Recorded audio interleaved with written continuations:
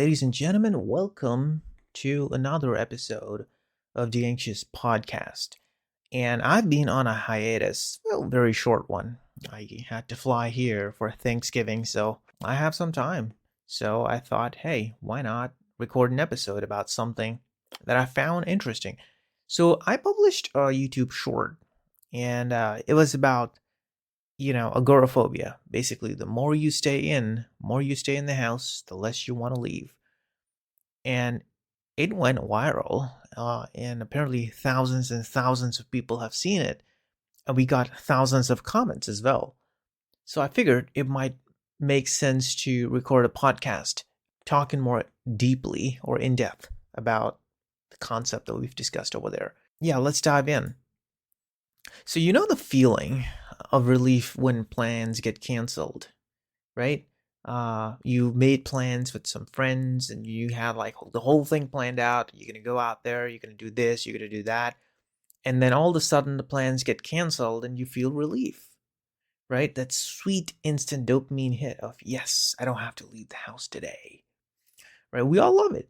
But what happens when that relief becomes your default setting? That's agoraphobia. That's the concept. The law of inertia in physics is an object at rest stays at rest unless something else happens, right? Some other external force acts upon it. Law of inertia also applies to anxiety, right? So the body at rest tends to stay at rest.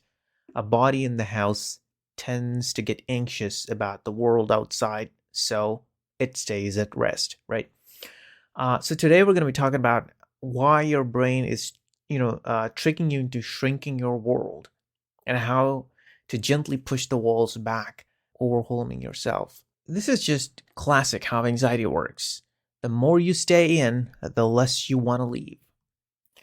And the loop starts as like you feel anxious about going out, right? It could be a social situation. It could be talking to somebody. It could be this. It could be that.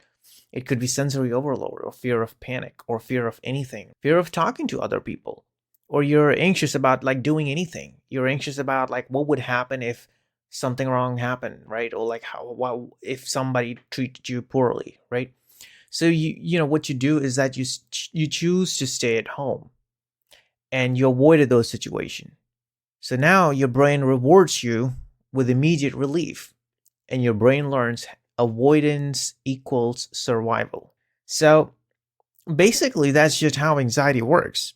And if you do it over and over again and again, well, now you have social anxiety. Again, if you need help with any of that stuff, you can talk to one of our experts. There's going to be a link in any of our podcast descriptions, or you can go to Deanxious.com and we can help you with this. And we have an app where the exercises that we design custom for you plugs right in and it works. Okay, so now moving on.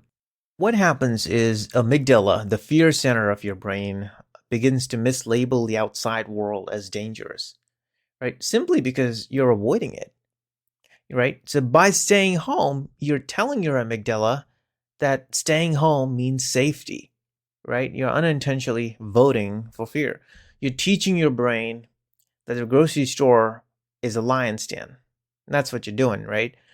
So, yeah, it's basically that's how the loop works, right? So if you stay in a bed for a month, your legs get weak.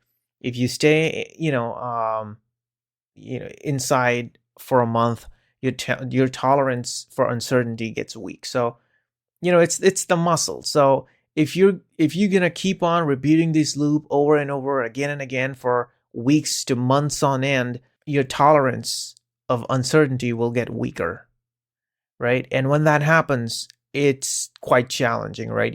And then at that stage, it can turn into a full-blown agoraphobia. So how does it creep in?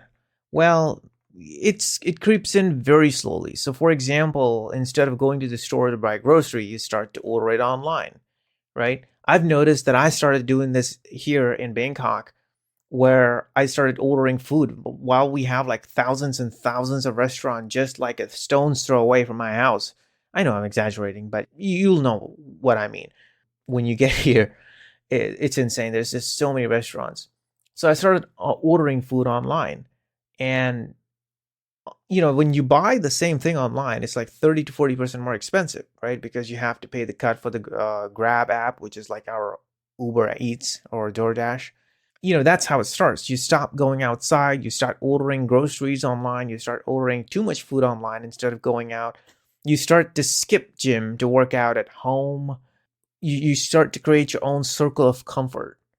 So first, you only went to the places within 5 miles and only places with a drive-through, and now it's just your house. And here's something I wanted to highlight: that the anxiety of leaving is almost always worse than actually being out. Anxiety is almost worse than the actual outcome. The monster is in the doorway. Monster is not outside. So it can become like it can take over your life. You stop making plans. You stop going to important things where you should have been, right? You stop going on a vacation. You don't book your trip to Paris, right? You don't do any of that stuff, and it's incredibly common. So how do you break the cycle? Right. So the way you break your cycle is, well, obvious: exposure. I wrote a book about exposure. It's on Amazon, but it's about health anxiety. But the concept also applies here. And the Quick Calm, we rebranded it because Apple doesn't allow us to make it a health, anxiety specific app. So now it works for all kinds of anxiety. You can do micro exposure using Quick Calm app. So start there. Download the app. There's a free version available, and you can start micro exposure right there, right? I recommend the lateral exposure. And the challenge is, to go outside for 5 minutes with no goal. Just go outside, stand there, right? And then you gradually increase your intensity.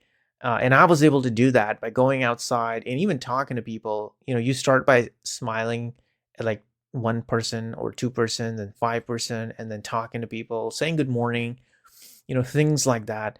And you will feel fear. It's, your heart rate's going to start pumping a little bit, but just stay with it just for a little bit.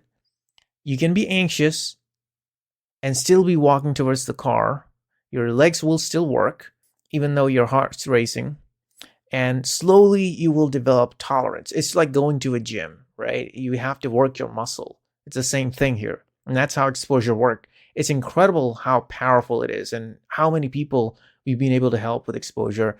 It's so easy to do. Well, not easy to do. It's difficult to do, but it's easy to, let's say, design, right? The other thing, if you have like too intense dialectical behavior therapy concept, the other thing is to change the safe space narrative, right? Make your home the place of rest, not a bunker. Open your curtain, open your windows, let the outside in. Your house should be your place of rest, and just change your safe space.